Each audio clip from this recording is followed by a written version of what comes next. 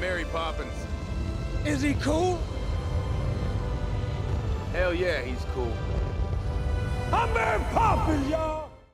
Hello everyone, and welcome back to the Untitled Marvel Project. Bust off those cobwebs because we are back. I am joined by my egotistical co-host, Tucker Hazel and Abram Buhner. We are here today to talk about Guardians of the Galaxy Volume 2.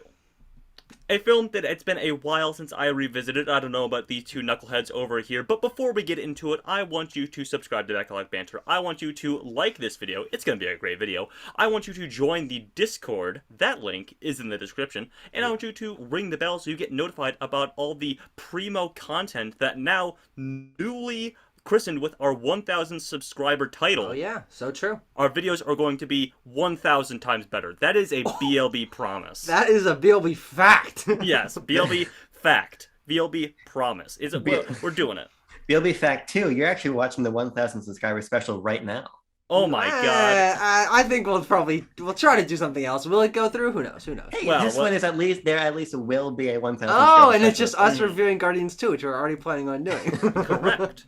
And, I think it's fitting of a 1,000 subscriber special because we are reviewing one of the best MCU films. I don't know if that's a hot take coming out of the chute here or not, but I was excited to rewatch Guardians 2 because I felt it in the cold, dark cackles of my heart that I was going to love this film even more than I did originally, and thus was the case. I adore Guardians of the Galaxy Volume 2. I think it is on par with the original, being the original was my favorite MCU film for a long time until we got No Way Home, and this is up there as well. I think it builds beautifully on the grounds of the first film, and is maybe one of the strongest thematically MCU films. But I want to hear what you two have to say. I don't like this movie very much. Yeah, what you say is that it's not a hot take. And I don't think it is, because I feel like most people really like this movie. But I think also, unfortunately, you have two co-hosts who don't like Guardians 2. And I've gone out on this limb and said the Guardians 2, I've always had it at the bottom of my MCU ranking. I don't think it's worse than Thor. I don't think it's worse than Dark World. There are certainly ones that are below it. And I appreciated elements of it more on a rewatch. But it is very polarized in my mind in terms of where I feel the quality is. I feel like the quality in the visuals and the cast of characters and the performances is all still there. But I feel like that's all stuff that Guardians 1 had. I disagree that this movie is as good as the first one in almost any respect. I think in terms of memorability, in terms of the character moments, and especially in terms of the writing, this is still one of my least favorite MCU movies. Yeah, I agree. It's certainly down there for me. I don't think this is worse than Eternals. I don't think this is worse than Avengers 1. I don't think this is worse than Spider-Man Far From Home. But I don't like it very much. My contention with, because I haven't seen this movie in a long time. I haven't seen that many times either. I mean, I've seen the first Guardians, honestly, probably 10 times or more. But this one rarely gets broken out either by myself or my dad, who not really caring about superheroes, loves Guardians 1. He's not too hot on Guardians 2, and I'm not either. And for me, I just think that this movie doesn't really understand why Guardians 1 was so good. Sure, yeah.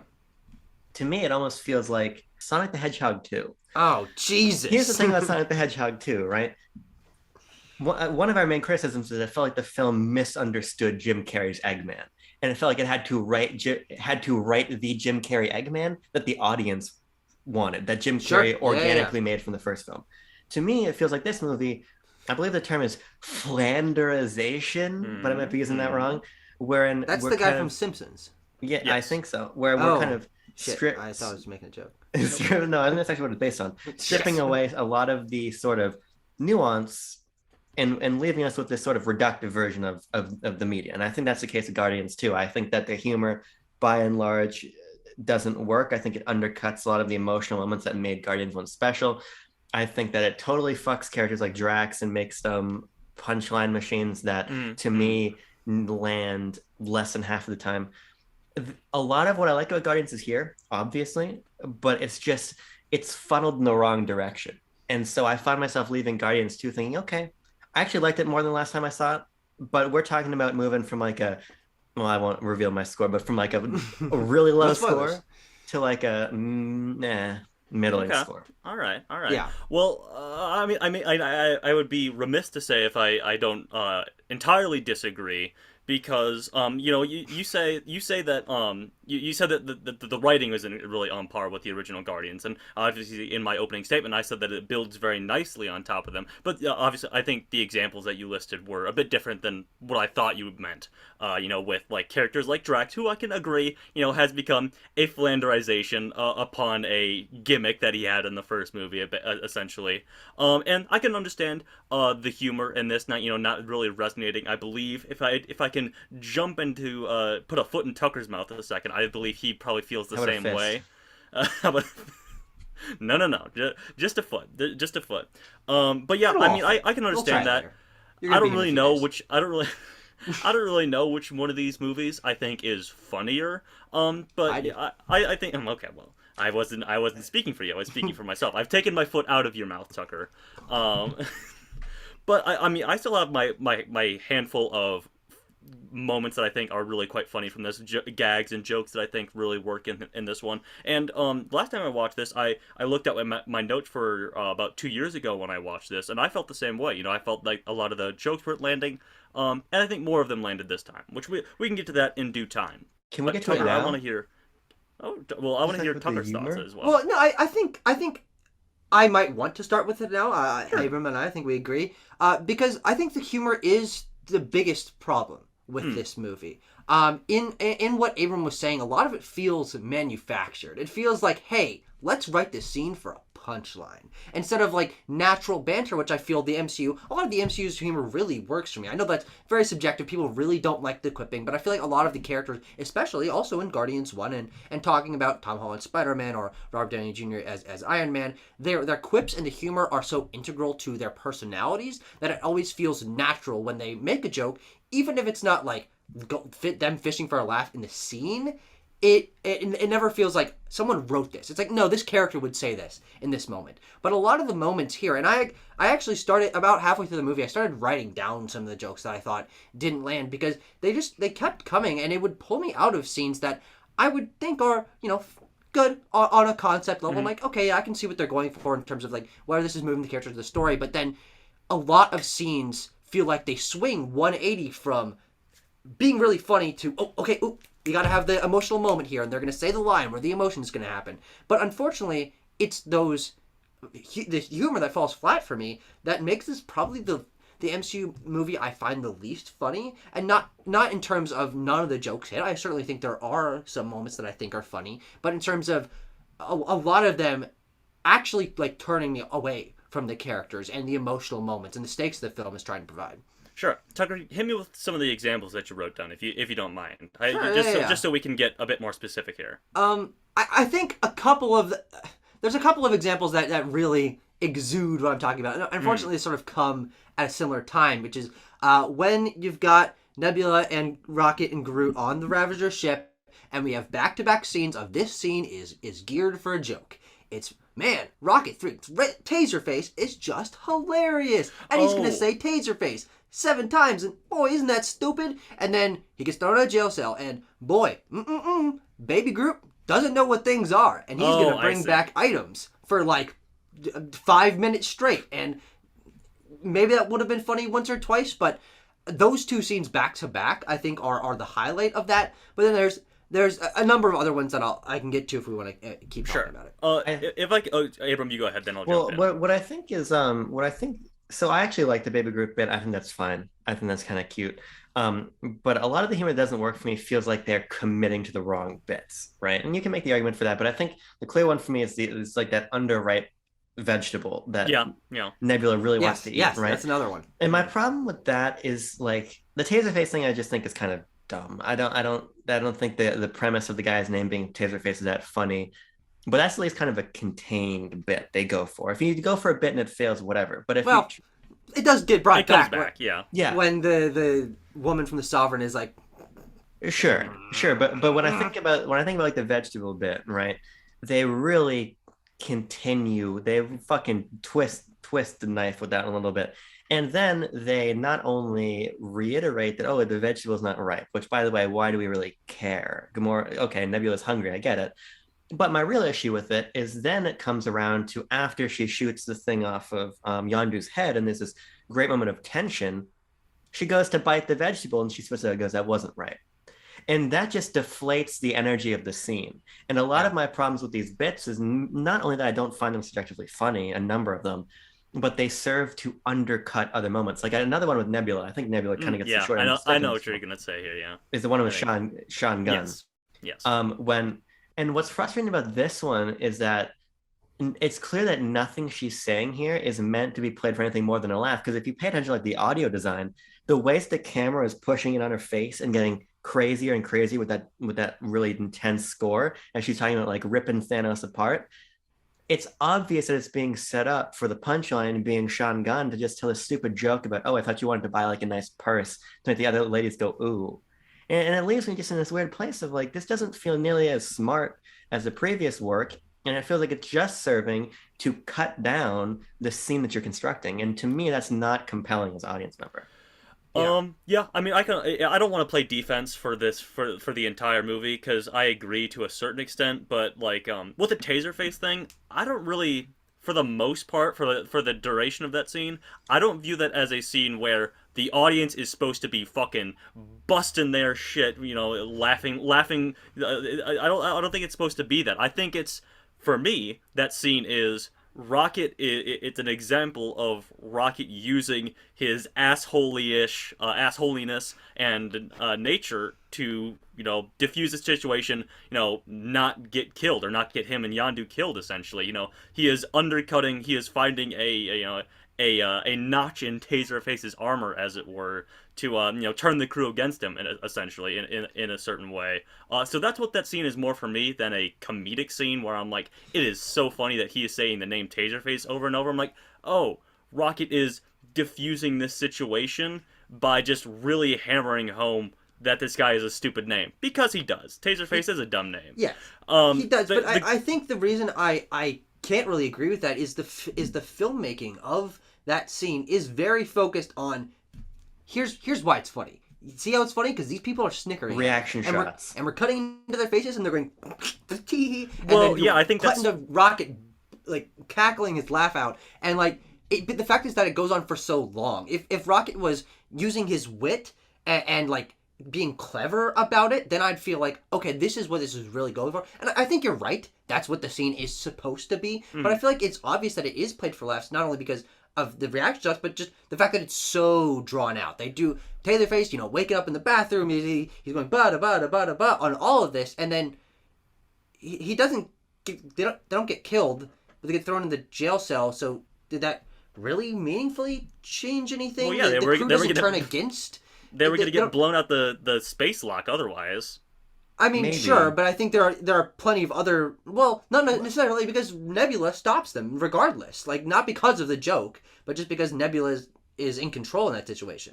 Well, yeah, but it delays it to the point where Nebula can do that. She can do that at any point. No, but Nebula's in the room, and the entire premise of them not being killed is because there's a bounty on their head. That's the reason that they weren't killed. Nebula isn't going to let that happen. See, that's part of my problem. Rocket doesn't do anything. Rocket, if anything, is going to get Taserface. I hate saying the name, by the way. I just think it's cringy in the first place. But yeah, Nebula is the one that says you're not going to kill him because we're going to get the money for the bounty. Like, Rocket doesn't do anything, ostensibly. If anything, he serves to undercut what is kind of an emotional moment, again, of Yondu failing his crew.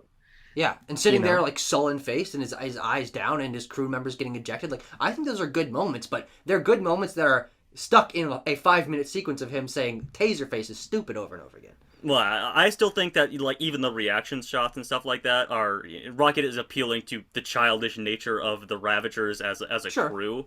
And I think that's what the reaction shots are, is, to show that, maybe the Ravagers don't have the fullest confidence in Taserface as a captain, if they are allowing these things to slide, essentially. But the Baby Groot thing is a different thing. Baby Groot was scientifically engineered to sell Funko Pops or whatever. Yes. So, any scene with him is, Baby Groot is cute, but, like, they really hammer home Baby Groot in this film to an extent, and then outside of that, in like the marketing. I don't know if you guys remember that, but Baby Groot was in like car commercials and fucking Geico commercials and I don't know, probably Burger King commercials or whatever leading up to this. So I think there's a little bit of that inherent in those scenes as well. Yeah. But yeah, I mean, I can understand that some of the jokes might not land here, but if I have some that I really think work. That there's stupid stuff like Drax having sensitive nipples, which the setup That's is pretty fine, funny. but I do like The when he payoff gets, way down the line. It's like, oh, my nipples! oh my nipples as he flies off. I That's really okay. enjoyed that. Because that feels like something that Drax would say in the Yes. moment. And there certainly are moments like that if you want to name Yeah. a few more. If I can go back to Baby Groot for a second, I think the whole button bit works for me personally. It's with okay. I also like the button bit. Yeah, I like think the- maybe it's just like it's fine, but I've also like that was like the trailer for the movie ostensibly. So Yeah, I feel like yeah. I've seen that bit like 40 times in my life. I think Yeah. the thing about it though is that Baby Groot's an earnest character, and, Yeah. and I think there's an earnestness to the bits he's put in that I like more. Like even the bit of him getting all the shit and he can't find the right piece. I like the misdirect of him finally seeing the fin and then reaching for like that bubble gum or whatever it is, right? Mhm. I think maybe they play up too much of the fact that he's just a fucking idiot and doesn't understand anything. But it works because I'm not looking at Baby Groot and thinking, man, this doesn't feel organic. Whereas when I look at Drax something, I have Guardians 1 to say, man, I don't think that Drax being here to loudly yell, ha ha ha ha ha, you must be so embarrassed, would feel that might not be a great example because I think that joke's fine. Mm. But Baby Groot's a new character, and this is Baby Groot's identity. So all of his humor to me works better than most of the other characters. I had another example. I think to speak a little bit to the banter as well. One of my favorite moments is it's in the climax of the film. Peter and Yondu are reunited, and Yondu has some line about how Peter's like asking him, "Why did you do all these things to me when I was a kid? Why did you threaten to eat me?" He's like, "Because I thought it was funny." He's like, "Not to me." Like I just think that those little banter things work. And to a certain extent, I think that maybe the comedy is supposed to be cringe to a certain extent. These people are all, they're ribbing each other. They're being assholes to each other because that is their dynamic on the team. But at the end of the day, they do love and care for each other, which I think is very evident in the character writing and the themes of this film. I think that's possible, but again, I just go back to Guardians 1. It's just smarter. The humor there is just smarter, and you can still have them shit talk each other. Or I love, for instance, I love the scene in Guardians 1 when we've just arrived on Xandar, and we're is it Xandar? Right, yeah, we're somewhere on Xandar, and we're gonna get Peter Quill has the orb, right? Yeah. Anyway, everybody's trying to get the orb, and then some people are trying to get Peter Quill, and we got some bounties, and everyone's kind of quipping together, right? There's some good lines there that feel a bit more organic than arriving on this planet and all of a sudden Peter Quill is calling Rocket a trash panda, and that's the premise of the joke, right? I mean, that's James Gunn is a better writer than that, and that's what it comes down to for me. See, I think that's an example. Like, I don't know. This is just my read of it. I don't know if we're supposed to laugh when Peter Quill's like, "Oh, he's a trash panda" or whatever, because he's just being mean. Like, and I don't think that's necessarily funny because that moment is supposed to be. Like, Peter Quill and Rocket are lashing out at each other. They are jabbing each other, trying to get under each other's skin to a certain extent for no real purpose. So I don't think that's supposed to be a fun, enjoyable moment for the audience. That is supposed to be a moment for the audience to recognize these two characters are, their sort of rivalry is reaching a fever pitch where they are just being really, really, really childish assholes to each other. I mean, yeah, more than they usually are. I mean, that's fair, but in a film that conflates all of its emotional moments with comedic like undercuts or punchlines, at a certain point, cringy writing just feels like cringy writing. Like, there's so many moments when a joke is what ends an emotional beat. So where does that line draw? It all ends up feeling very muddy to me. It's like, am I supposed to be? If I'm questioning, am I supposed to be laughing at this? Unless it's like a super intentional moment, it doesn't feel right to me, and I'm just feeling confused. Like, I was just gonna say, I'm not asking myself if I'm supposed to be laughing or not. I'm just like, oh, I'm not laughing, so what does the scene mean? You know what I mean? I think that you're reading maybe on the intention of James Gunn, what he's doing in the script in these moments is probably accurate, but for me, it comes down to the execution. I don't think you're wrong. Like, obviously, they're viral videos of fever pitch in that moment. They are being assholes to each other, but I do think that this film walks like three weird lines, and none of them are very good to me. Muddiness of, as Abram was saying, moments like this where that is a joke. Like in the first movie, that would have been played for laughs, and I think, sure, yeah, those sort of moments.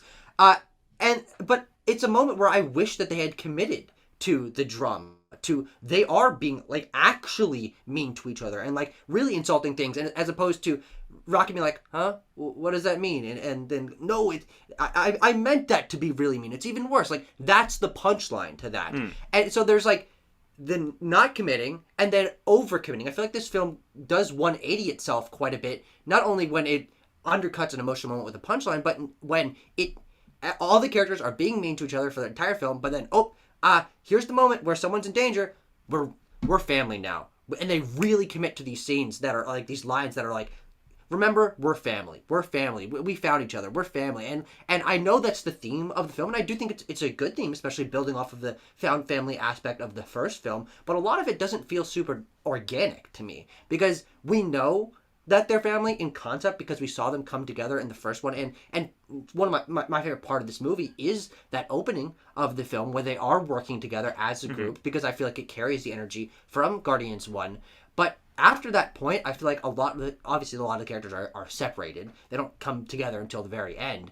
But it makes the moments where they have to switch from, gosh, I'm really annoyed at everyone, to they're about to die, so, oh yeah, we're a found family, on a dime, really jarring to me. And it's hard for me to get invested in these emotional moments and the relationship between these characters that I do care about, but I really care about them because I saw them come together in Guardians 1, and because I recognized them being a family at the beginning of this movie and in Infinity War, and not so much the moments where they're like ticking with me a hammer in the head, like, remember, found family, remember, they care about each other even though they're mean, and that just bugs me.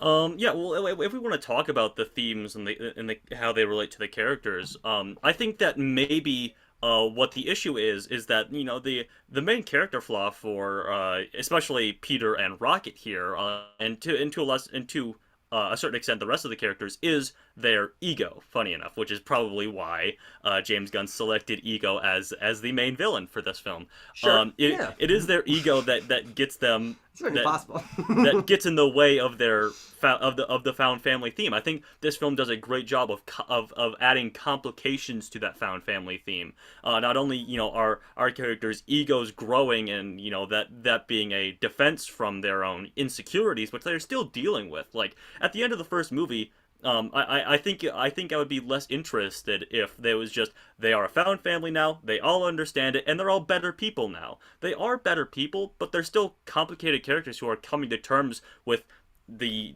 decades of abuse that each one of them has dealt with over the years. And being together for, I think there's like an 8-month difference between the two films. Something like that. Being together for 8 months isn't going to change that, but for these characters and in reality. But then this film adds the complication of not only our characters having ego issues, but also Guardians 1 is about finding the family you didn't have but you deep down wanted.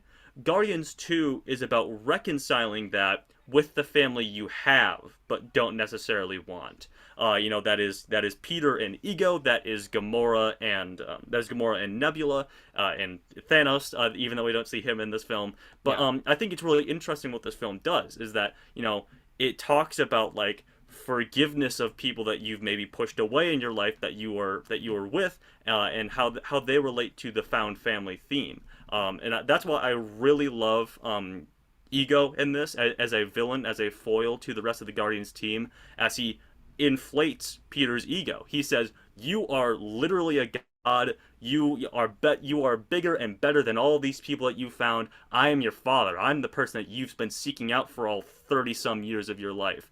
And I'm telling you that you have a purpose that is greater than your found family." I really, really love that whole thing in this film. I like elements of the thematic material a lot. I don't like Ego.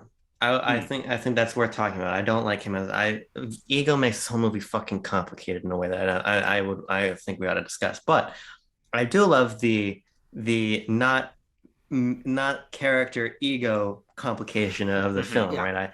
I think that the scene where Peter and Rocket are fighting for control of the Milano as they're flying through the cosmic asteroid field, whatever it's called. Very cool action sequence. Yeah, it's a great action. Yeah, it's a great action Cool sequence, idea. and it does a nice job of kind of really quickly catching us up to speed of where these characters are in their relationships, and I like that a lot. And I like how Yondu ends up being the one that kind of threads the needles and has these sort of revelations. Like I love the scene when he's with Rocket and he's like Rocket's like, you don't fucking know me, whatever he says. I think he says exactly like that, and then Yondu's like, I know you because I am you, and I think that's really Because nice. you're me. Yeah. Who gives a fuck? It's all the same. Well, yes, I guess so. Those moments I really like, and I like when they sort of talk past each other but talk to each other in that final scene. I guess it's not the very final scene of the film, but during the Ravager funeral. I like all that a lot. I think all that's really good. I think ego makes this movie kind of weird and complicated. What do you think about ego, Tucker? Well, here's the thing. I'm interested to hear what you say about it making it more complicated, because I think for me, maybe outside of the comedy, as we've talked about, I think my biggest problem with this film is that ego. Turns it off. I mean this from every fiber of my being. It makes the movie too simple. Is that the film is limited to Ego's planet for almost half or over half of the runtime, and I think that being on Ego's planet is visually interesting. It's very colorful. There's lots of cool alien plants and all sorts of stuff around. But I think that locking the pacing down to we're gonna be on Ego's planet for 25 minutes, just like walking around and slowly realizing that things are going wrong, and then 35 minutes of Ego final battle, and that's like 55 minutes of the movie, which is most of the movie, or almost most of the movie in terms of its runtime. That really it makes it feel like the film doesn't have a lot of momentum or progression. We're bouncing around space, and then boom, we're on Ego's planet for most of the movie. And it kind of goes against what I liked so much about the first film, is seeing so much of the MCU's space world, seeing the kiln, learning what the underground world of the MCU space is like. And then we just spend so much time with Ego that it doesn't really feel fulfilling to me, because I feel like there's so much more out there that we could be seeing. I think it's interesting you say simple, I say complicated, because I think that just might be the wrong word for it on my end, because I agree with you in large part. There's almost like a Return of the Jedi hard shift here, where suddenly the entire film becomes about this one locale and this one objective, right? But I think my problem with Ego really is that he's a planet, like he's a living planet, right? And he's kind of mysterious. We're finding these skeleton bodies, and Mantis knows something. I almost said Noctis, very different character. Mantis knows something that we don't, and we gotta figure that out, right? That's kind of cool. But then on a dime, it flips, and all of a sudden, Ego's fucking evilest guy around, and he's putting like blue like Gatorade, whatever, all over Earth, right? And he put the cancer in Peter's mom, and now he's trying to. Frankly, I'm even a little bit confused about what his goal is. It's just like in some way he wants to dominate or destroy the world, or like fucking use it as his own fuel or whatever. So then the movie becomes, let's not necessarily reconcile the fact that Mama Quill had cancer put in her by this guy. Let's all of a sudden, we got to save the fate of the universe again. And how are we going to do this? Well, we're going to go down into the depths of the planet, and we're going to put a bomb on his brain, and we're going to have a big clusterfuck battle. And in my opinion, very few stakes. We have an entire army who shows up, and their entire gimmick is that they're playing in a VR game, right? So there's, to me, no weight there. And then otherwise, we're just kind of hopping and bopping around these rocks, and Ego's turning people into the wall or whatever. But it just becomes, it ping pongs from being super abstract to like super concrete, and it just, I get lost in all of it. And I'm just like, okay, we just got to go put a bomb, and then the movie's gonna end. It doesn't work for me. I mean, I don't know. I don't feel like it's that much less complicated than basically every other superhero action film, whatever. But that I at a certain extent, I don't have an issue with those things, so I don't really have anything to comment upon. I'm not gonna say like, oh, the climax, the setup of the stakes and the climax are so good or whatever, because I think they are good, but So how about this, Tanner? Because I'm curious yes. what you thought about this. So let's bring it hyper specific. One of my main issues with Ego, as I said, is that Oh, sure, okay, yeah. we for a moment we learn that Ego killed Miss Quill, right? Yes. And then we get yeah, allegedly. and then Peter I played Marvel's Guardians of the Galaxy Mhm. game. Peter pulls out his sidearms and he goes, pow, pow, pow, pow, pow, Dad. One Now of my your favorite face is moments in gone. the MCU, by the way, Sure. by the by. But then it falls by the wayside, and this is part of my issue with it. It ends up feeling reductive to me. Of like, Tanner, I like what you're saying about sort of like the family you don't want but you have and you got to deal with. Well, the Mhm. way Peter deals with it is him never addressing stuff with his mom and then blowing up his dad. And to Well, me, it just segues into this big clusterfuck of CGI. And I get that that's kind of a silly complaint to level against a superhero film.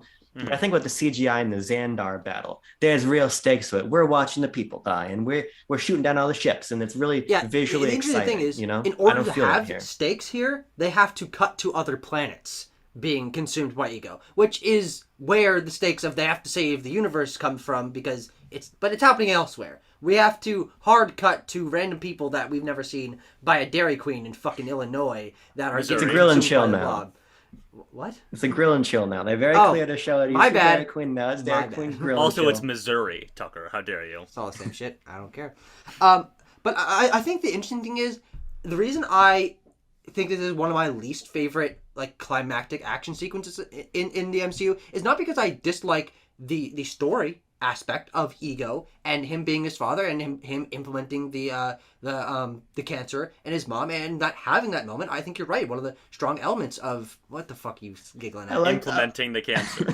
You know, I don't know what I'm saying. It came out the wrong way. Okay. I know. But that is a great moment. But Abram's right that they don't reconcile the emotions of that, but also the Ego is just so poorly defined in terms of he's a celestial and his powers are he can do anything on the planet, but he makes tentacles and he makes a guy that can get destroyed. But why can his projection self get destroyed, and why can he only have one version? And he knows the bomb is on his brain, so like why doesn't he do something to stop the bomb on his brain? Like there's so many questions that like make me wonder what like why is the battle only focused on like this area that they're standing on when this guy is a god and can do literally anything and shape his entire planet, but he's just like making little doodles and going and I'm like But then it gets even more complicated because you got the habulary batteries people. No. That's not what they're called, Abram. the sovereign. Yeah, which, and this is where it gets even more complicated for me, Tucker, because you're right about all that. But then at the same time, you got these people fucking zipping and zapping around, right? That end up bringing in Yondu and all these people. I get why that happens, but this is where, to me, it feels a bit too complex because you're right. These questions are invited by Ego, but then we also have to deal with these sovereign people. But that doesn't really end up going anywhere either. No. I don't know. I mean, you guys brought up a lot of things. Honestly, there's a lot to address there. I mean, like the thing, I'll do this quick first. The thing about like, oh, how come Ego doesn't do this, or this is really a nitpick in my mind because you can apply that to literally any superhero movie. Why doesn't this character or villain do this logical thing right away if we know that that's their powers? It's for the stakes. It's for writing the movie. Okay, like But I just feel like it doesn't do the stakes. Like I feel like there would be better stakes if he was able to combat the bomb being put on his brain. If we had to worry about Baby Groot being chased by tentacles through these things because he's an all-knowing god and Groot is in his fucking brain, his one weak spot. He has no protections for his weak spot other than the metal. Like I feel like the fact that the battle is shifted away from the personal stakes, which is Ego dying because there's a bomb about to play on his brain, and instead just being like shooting the tentacles, that doesn't feel like stakes. It feels like taking away stakes for me. I was just going to talk about a film I love to talk about here on this program, Man of Steel. Because here's the situation, right? I think sometimes you can, to your point, Tanner, about like at a certain point things have to happen for the writing of the film.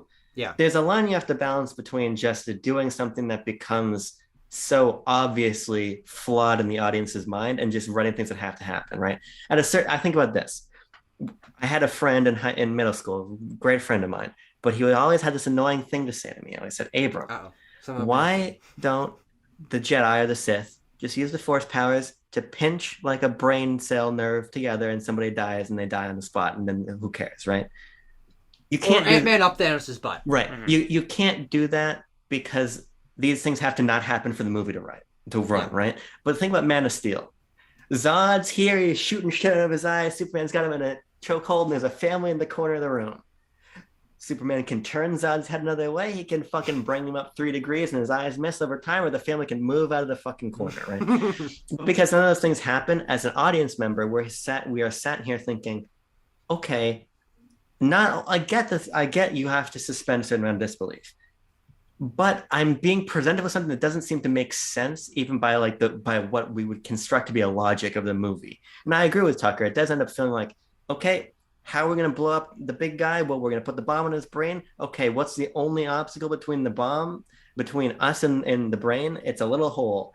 So the whole thing becomes about Baby Groot. Just got to remember which button to push, and that it does feel deflating from that lens.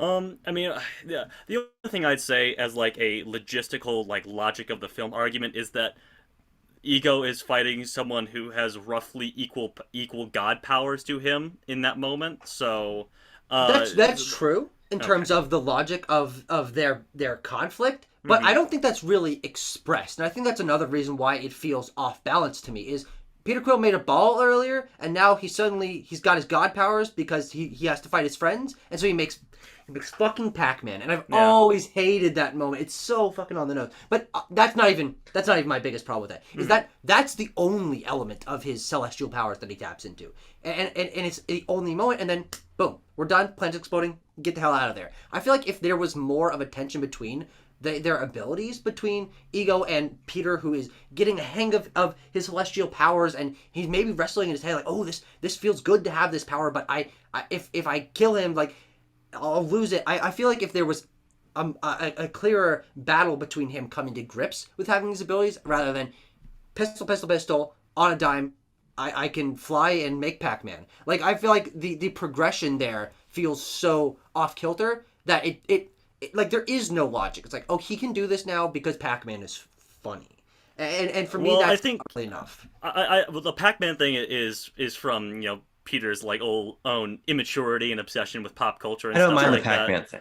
Yeah, well, and I don't mind it either. I don't want to get stuck in the weeds there, but I think ultimately we're talking about all these things, and we're bringing up examples like, oh, other movies do this and such and this other thing, and I think it's ultimately a subjective argument. I know that's a tired thing, but like, it's whether the movie involves you enough to the point where you're asking those questions, you're thinking about those things or not. For me, I'm involved here. I love the moment where Ego like offhandedly mentions that he gave Peter's mom cancer because it sounds lame to say, but he is the embodiment of Ego. He is completely, divorced from any human connection. He wants to terraform the entire universe to be only him because he feels alone in his like godliness, I suppose.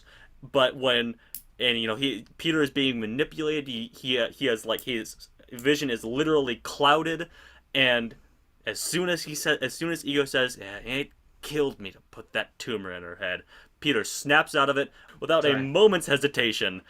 Peter is blasting away without a moment's hesitation, and I think that is so great, and I think it gets to the heart of maybe why there's not a moment of like dealing with that, because I think what this film says is that to a certain point there is things that your parents can do or that somebody in your life can do that are unforgivable, whether that is killing your mom or forcing you and your sister to do trial by combat and then technologically advancing the loser to make these super assassins or whatever. I think that's something that the film is saying, and it juxtaposes that with forgiving people in your life who may have wronged you at a certain extent, but then making sure that you are responsible enough to draw that line with your family. And I really enjoy that stuff. Tanner, I think you're right. I think all that's in the movie, but I just think that it's over here, and the movie is trying to have me look over here, and this ends up being kind of my problem. So I think that Guardians One brings its themes and its plot into better conversation because I think both are a little bit more solid here. I agree. Frankly, I do think that maybe Guardians Two's thematic ideas and this stuff is stronger, but I find myself distracted by my issues with the writing and the characterization and the Yeah, and plot that's what I was. progression. Yeah, yeah. Yeah, so it certainly is about where your priorities lie, but because I'm off the train at this point, I end up feeling like Tucker to where it feels like the script requires Peter to all of a sudden turn into Pac-Man. And I'm not being hung up on the Pac-Man, but the script requires him to turn into something, right? And that's what I end up thinking about. It's not really the emotional undercurrent there, because I think that kind of gets lost in what James Gunn wants to construct to be this big spectacle.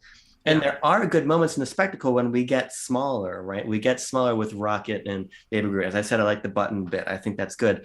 We get smaller with the moments of Nebula and Gamora. I like that when they're together working. Sure. Yeah, and I love the moment of Drax being subsumed by Ego, and he picks up Mantis over his head, so she doesn't like. There is really good stuff here, but where we get distracted, our focus is pulled away by these big set piece things. And that's when I end up feeling disappointed that we're not further interrogating these ideas you're talking about, because there's no moment where Peter's about to beat the shit out of Ego and the bomb is about to go off, but he goes, I can't believe what you did. And Ego, there's no opportunity for Ego to say, like, I don't really regret it, to hammer home the idea of this unforgivable thing, right? We never take that moment. And I think if we took that moment, it kind of would have put these more nebulous plot construction issues, these sort of script issues, that would have been a little bit less obvious, because I would have been wrapped up more like you, Tanner, in this emotional moment. Yeah. I'm gonna take the Tucker Hazel line here and say maybe I'm not watching this one for the action, even though I do have some of my favorite action scenes in this film as well, which I do want to address. But yeah, I think I am more watching it for the themes, which I said are probably some of the strongest in the MCU for me. Yeah, I agree about the emotional moment with Peter and Ego and all of that. I think that the problem, and I think this is what Abram was trying to express, is that that's not pulled out over the entirety of the 35-minute climactic battle inside of Ego. Is that element should have been core to this entire conflict on a very personal and emotional level. We should have been having a talk with Peter, and Ego should have been having a conversation about this the entire time. He can be making fucking tentacles, he can be making a face, Peter can be becoming Pac-Man, but if it's fueled by he becomes Pac-Man, he turns away the tentacles and stuff because they're having this argument, and it's like his emotions really expressing themselves through these moments, then I would be like, okay, I can focus in this moment on this is why this is happening emotionally, and related to the themes and the characters, which I do think in concept are very good. But for a lot of the CGI horseshit that the movie does in its last 35 minutes, which I'm not saying is a bad thing. Obviously, all these movies have this. I don't feel like there is a thematic through line for the reason why these things are happening. I would just say that maybe that conversation isn't happening because, like I said, Ego has done the unforgivable. Like there's no argument because there's nothing to argue about. Peter is has realized that this man that he has built up, this idea of a father figure that he has built up, has betrayed him. He has to rest back on his found family when they're all reunited in the end. And I think that is there for sure. And then obviously I think the emotional resolution comes with Yondu when him and Yondu are together for the last part of that third act. And he's like. He still has to come to terms with Yondu isn't completely redeemed in that moment either.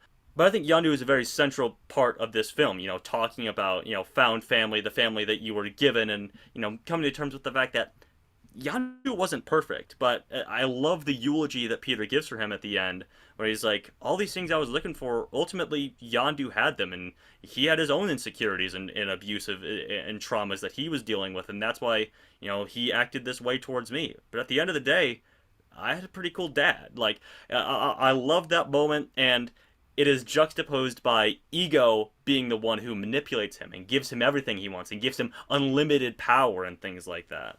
I like Yondu a lot, and let's fucking stop talking about this dumb climax after I say this. But I want to get this in anyway. I think part of the problem, Tanner, is that we don't spend enough time with with either of Peter's actual parents for me to, as an audience member, just immediately care about this, right? I do like the scene of Ego playing catch with Peter. That's a nice little payoff, right? But on the whole, it's like, yeah, we know that Peter's mom is so important to him, but we see them together so briefly.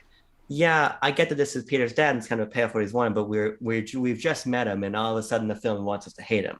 Even if they had brought in our good friend Eisenstein and intercut Peter beating the shit out of Ego with like shots of him with his mother in childhood, like draw us into this relationship a little bit more. Because the reason, by contrast, I think part of the reason the Yondu stuff works so well is because I know Yondu.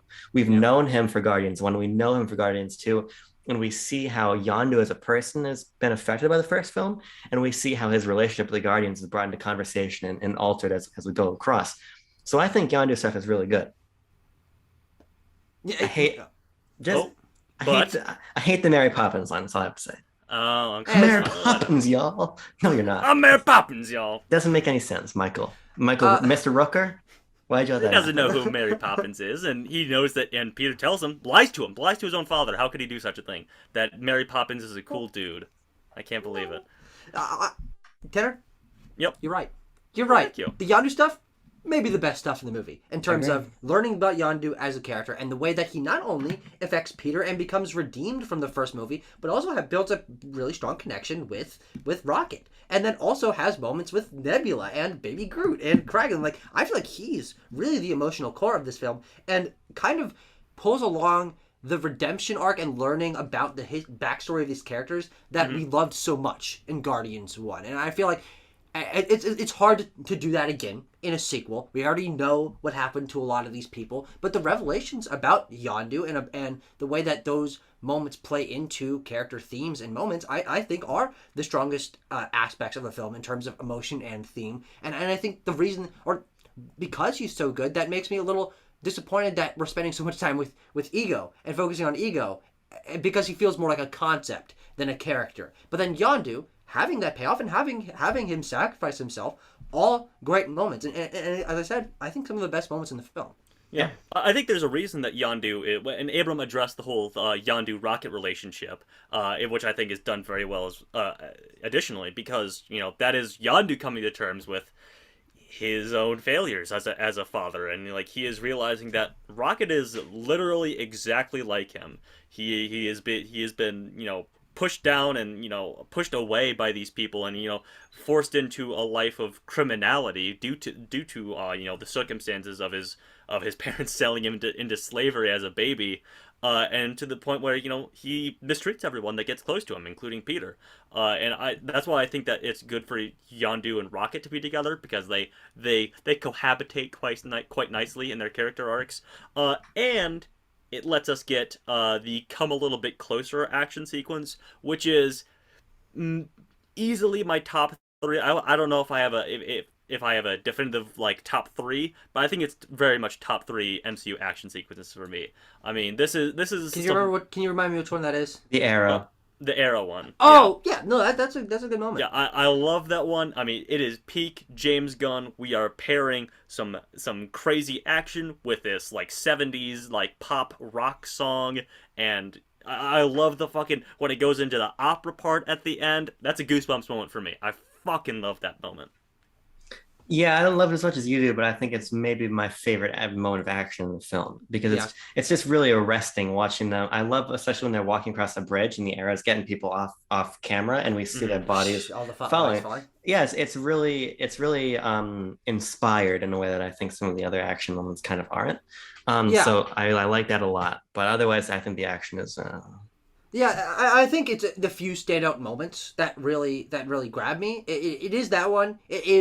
It is the asteroid scene, as we talked about, having that centered around the rivalry and conflict between Peter and Rocket, and also the credit sequence, which has an entire battle going on in the background while Baby Groot is dancing in the foreground. I think that's one of the great opening credits of all time, and also one of my favorite battles in this movie, because it's done creatively, because you're not really seeing it and you're just seeing the impact of them falling off the thing, or the moments that I think Baby Groot works the best for me. Although you can tell he's he's genetically designed in a lab to sell fucking Funko Pops, as you said, is when all of the Guardians are like treating him like a child and like have to stop him and be like, no, Yeah, Rocket's saying spit that out, or like Rocket put on your, or Groot put on your seatbelt, like, and him waving They're at Gamora, parenting him, yeah, and yeah. Gamora going hi, like Yeah. those are the moments that work really well for me for Baby Groot. And I'm not, I was really just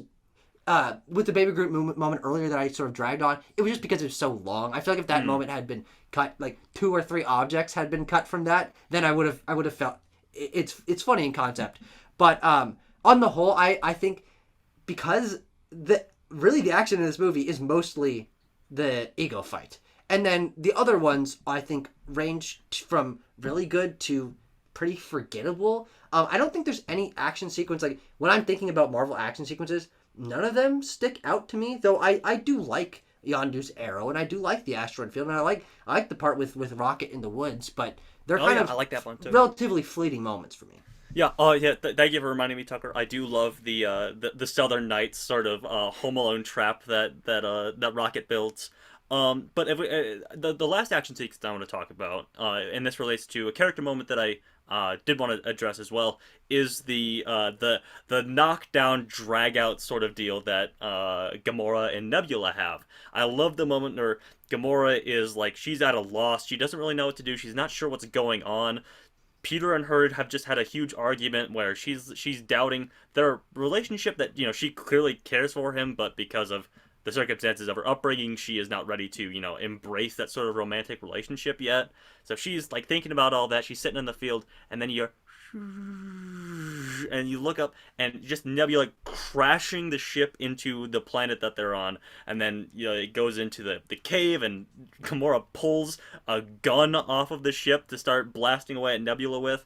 I think that's cool, not only because, you know, in execution, I think it's a good action sequence, but also because it is, you know, a metaphor. It's so metaphorical for like their hatred for one another reaching a fever pitch, and then ultimately it resolves with Gamora saves Nebula. They fight a little bit more, and Nebula reveals that, you know, she's just always wanted Gamora to be a sister, and Gamora has pushed her away because Thanos had, you know, ingrained in them that victory in battle is the most important thing. You know, there's no room for love or empathy with family or anything like that. I think it's a good double-edged sword, funny enough, for those two characters. I do want to quickly say that I do think that one of the strongest elements of this film is its filmmaking in terms of use of color and creative shot composition and lots of great production design. I really like the sets in Ego's like big halls, and seeing where the Sovereign are from, and the like all the face paint and makeup for the Sovereign and for Nebula and Gamora and all this. Like, this is definitely one of the most visually interesting MCU movies, and it's one that you can really feel James Gunn like trying something interesting with a lot of these shots. Even with that shot that we were talking about earlier with Rocket and Yondu walking along the bridge and the bodies falling off, like, that doesn't really make any sense, but it's fucking cool that they like framed it out this way.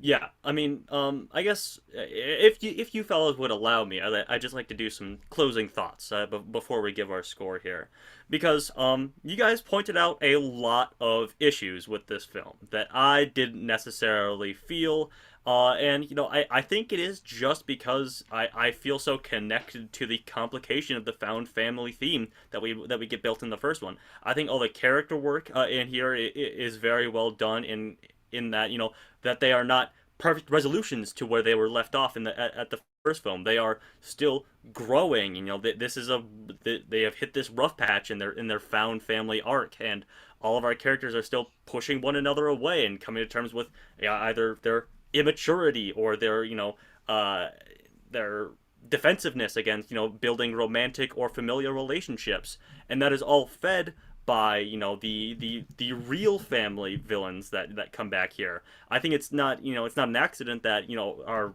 some villains from the first film like Yondu and Nebula come back and essentially become members of the team here. I think James Gunn really loves this idea of a found family. He's expanding it in Guardians of the Galaxy Volume 2, and he does it super well with great performances from like Michael Rooker, and I love Kurt Russell in this film. It is visually interesting, as Tucker just noted, and that's why I love Guardians 2 so much. I think that it's really the character arcs and the themes that do it here for me, because this really feels like James Gunn, and we'll have to see with Guardians of the Galaxy Volume 3, that James Gunn planned these characters out to have a 3-film arc, that at the end of it, they will be fully resolved. They will be they will become full people capable of love and connection again. And or not again, but for the first time in their adult lives, which I think is really exciting to see where these characters go in the 3rd film. I think that's very nice. And as an empath like Mantis, I think that my final thoughts would be a lot more negative and thus less cool than the video on, so we should just put our scores in. Okay. Yeah, no, it's fine. I mean, I honestly, I don't care if it brings down the energy. I just have to closing thoughts of I wish I could agree with you, and I think it's almost strange that I don't, because I'm the one who goes into these movies for the characters, for the world, for the relationships, for the themes that other people have a hard time reading into. And I think the problem with this film for me is that it's kind of how most people feel about my favorite MCU movies. Is this movie is one of the worst offenders of undercutting its emotional moments and doing comic book CGI bullshit that draws me away from these character moments. And I'm always trying my hardest to be paying attention to these and recognizing, yeah, I know they're going for this. I know this is an emotional moment. I get it, but I just can't get emotionally invested when it feels like the movie's own writing is going against that. And not only the larger plot structure and its pacing, but its moment-to-moment dialogue that frustrates me more often than not. And doesn't mean I don't like the Guardians. I love the first one. I think they're used very well in Infinity War. I'm interested to see what they do in Love and Thunder. I kind of don't think that it's going to be important at all. But I'm very excited for Guardians 3. I think James Gunn has made he's made 3 of my favorite pieces of superhero media of all time. Guardians 1, The Suicide Squad, and Peacemaker. And I think that he's super talented. Guardians 3, I think, has a chance to be great and have a lot of emotional weight, as we pretty much know, like, half the cast is going to die. Mm-hmm. So I'm very excited for it. But this just for me is almost what I feel like you said a couple weeks ago, the MCU sort of spinning its wheels. This movie to me is like, we're going to continue these characters' arcs, because we got to keep them around, but not because necessarily anything, in my eyes, super interesting or emotionally impactful is happening. Sure. Well, fine. I guess I'll share my final thoughts. Okay. I did want to jump in just before Abram. I'll be interested to see in Guardians 3 how the whole Gamora thing from Infinity War or Endgame works out. She's coming back. She's coming back. Yeah, I have to wonder if James Gunn signed off on that decision. I mean, he had to have. Yeah. But maybe he didn't, and maybe the Russos just threw him under the bus a little bit with Guardians 3. But we'll see. We'll see, of course. Okay, my final thoughts. I already forgot about this movie. I watched it 2 days ago, and that's all I have to say. To me, this ends up just being, another Marvel movie. I was very critical of it just because I feel like if we're sitting down here, I'm fucking buckling in like the people in the Milano. I got to get critical. I got to talk about my pros and my cons, but just as an average moviegoer, I like it. As an average movie enjoyer. Yeah, as an average movie enjoyer, I like it fine. I think it's fun in the moment. I think I forget about it very quickly. And to me, that's just where the disappointment ends up coming from, because I just find the Guardians 1 to be so tight. As my score reflects from the Guardians 1 episode, I think that movie is almost perfect. Whereas to me, I just find myself throwing a lot more darts at Guardians 2, which is just not quite where I want it to be. I think my huge expectations of 1 certainly color my middling feelings on 2, but thus is the way the cookie crumbles. Let's put those middling feelings on paper, shall we? If we want to pop in I see that you did. I will also hit enter. No countdown this time, and there we are. Oh wait, I thought we were gonna get 3 of the same number. Oh, we got 2. No. So running it down, there's only 2 scores I need to read out because Tucker and Abram have aligned. Like As the always. stars. As Yeah, always. Stars, the 2 BLB stars. The 2 Abram BLB and stars Tim. have No, aligned. shit, Tucker. That's me. You got it. With a 5.2. And I have given it. I'm doing my due diligence to sort of drag this film up while Tucker and Abram are trying to drag it down. I've given this film a 9.4, which averages out to a 6.6, which will place this at place number 16. That'll be above Ant-Man and below. Or sorry, place number 15. Sorry, 15. Sorry, above Ant-Man and below Spider-Man: Far From Home. Yeah. Far Good From Home place. is just too high. I still don't. Oh, I don't. God. I still don't understand the vitriol for that film. But maybe, dear viewer, you can figure it out and let me know if you listen back to the Far From Home episode or any of the Leave your thoughts about beautiful- Far From Home in these comments. any of the beautiful episodes of UMP that we've done. And speaking of beautiful episodes of UMP, next time we will be, all 3 of your favorite beautiful boys will be in the same room, talking about Thor Ragnarok, just in time, coming in under the wire before Thor Love and Thunder, which we will also be reviewing in person, if you can believe it. Yep. After that, Black Panther Infinity War, also in person, maybe, but unless things go horribly wrong. Unless somebody fucking dies, otherwise, yes, it will be in person. Yes, well, unless we need to, like, delay or something like that, which we often have to do with these shows. But No, this is a thank weekly you. show. No, wait, no.